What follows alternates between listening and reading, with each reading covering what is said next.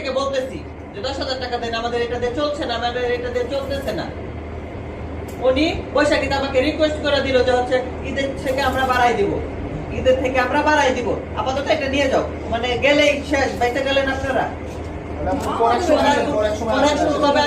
আপনাদের মতো তো আর আমাদের চললে হবে না ভাই, আমাদের তো কাজ আছে। রবিবার দিকে আসেন, রবিবার দিকে আসেন। তুমি আচ্ছা রবিবারে আসবো, ঠিক আছে, তুমি বলো তুমি আমাকে তাহলে আপনারা ডেট দিবেন না, তাহলে আপনারা ডেট দিবেন, আপনাদের উপর ওনাদের উপরস্থ যারা কর্মকর্তা কর্মচারী আছে তাদেরকে দিয়ে কথা বলেন, বলেন যে আমরা পারছি না, আপনারা যে কথা বলেন। আপনারা শুধু শুধু আপনাদের ঘরের দোষটা নিয়েন না, আপনাদের পকেট থেকে টাকাটা দিবেন না, টাকাটা দেবে ওনারা, ওনাদের মাধ্যমে, ওনাদের থেকেও দিবে না, টাকা দিবে কোম্পানি কথার মাধ্যমে। তাইলে এমজের ওসিলা একটা হচ্ছে।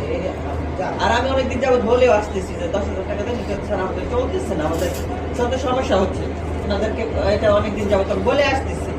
বৈশাখীতেও বললাম, বললো যে হচ্ছে না ম্যাম এটা নিয়ে যান, পরবর্তী থেকে আমরা ঈদের থেকে বাড়াই দেবো। আপনি তো ছিলেন মনে হয়।